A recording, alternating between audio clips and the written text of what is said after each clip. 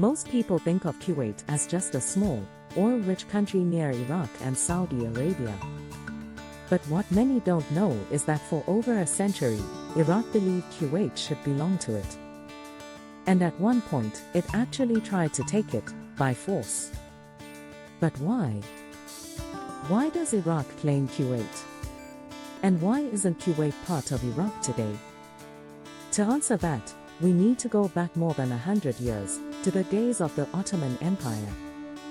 At the time, much of the Middle East was carved up into provinces ruled, at least in theory, by Istanbul.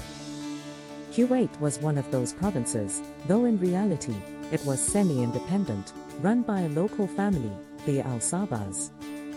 These rulers managed trade, made deals, and governed the territory with minimal interference from the Ottomans. Then the British entered the scene. As the British Empire expanded into the Persian Gulf, they saw strategic value in Kuwait's location, right at the edge of the Gulf, between Persia and Arabia. In 1899, the Al-Sabah family signed a secret agreement with Britain.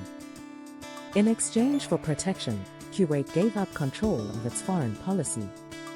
That turned Kuwait into a British protectorate, even though the Ottomans still officially claimed it.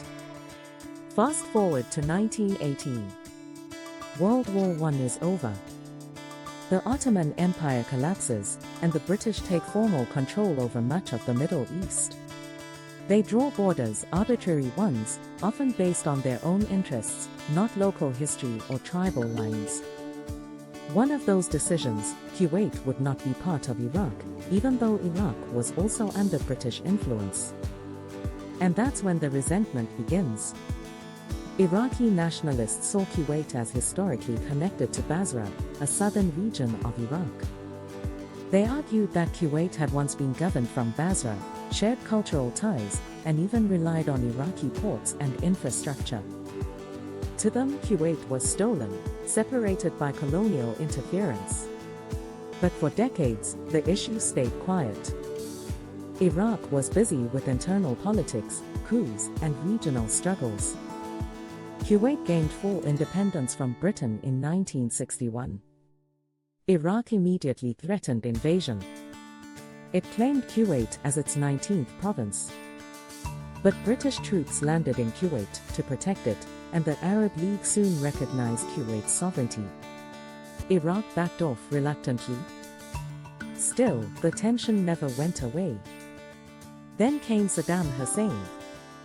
In 1990, facing massive debt from the Iran-Iraq war and frustrated by oil disputes with Kuwait, Saddam made a fateful decision. He invaded. In just 2 days, Iraqi forces took over the entire country, declaring it a part of Iraq. For a brief moment, it looked like Saddam would succeed where others had failed. But the world responded fast. The United States, along with a coalition of dozens of nations, launched Operation Desert Storm. In early 1991, after just 6 weeks of bombing and a 100-hour ground war, Iraqi forces were driven out. Kuwait was liberated. And the idea that Iraq could annex it permanently was crushed. Since then, Iraq has recognized Kuwait's borders.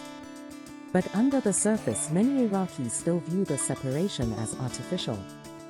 A historical wrong imposed by outsiders.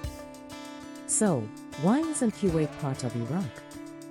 Because of empire, oil and war. Because of colonial deals and military power. Because history isn't fair. And borders aren't always logical. But today, Kuwait stands as an independent nation, small, wealthy, and strategically vital.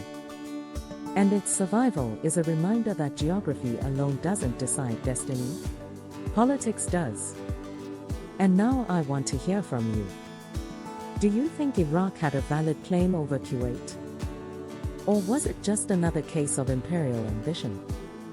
Let me know what you think in the comments.